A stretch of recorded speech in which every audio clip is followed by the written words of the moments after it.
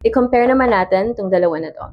I started a Facebook page in 2023 versus I have started a Facebook page. So kung mapapansin nyo, parang pareho lang talaga sila ng ibig sabihin, no? Kasi ang ibig lang sabihin, nakapag-gawa ka na or nakapag-start ka na ng Facebook page. And pareho naman sila na in the past, nangyari na, nagawa mo na. So paano natin malalaman kung alin nga ba yung tama nating sabihin? That is, kailan mo ba sasabing started at kailan mo ba sasabing have started? Didepende ka ngayon sa past time indicator, kagaya ng in 2023.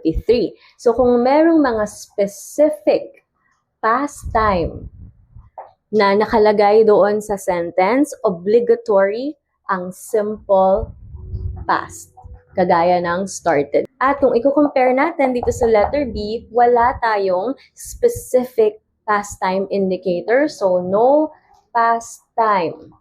Kaya dito, hindi obligatory yung paggamit ng simple past. Ang gusto mo lang sabihin is nangyari na, nagawa na yung action before ngayon. Kaya ka gumamit ng present perfect. So again, perfect, prior, before the present, nagawa mo na, nakapag-start ka na ng page mo. So hindi mahalaga kung kailan man in-start, hindi mahalaga yung specific time, basta ang emphasis mo or ang focus mo is nagawa mo na siya.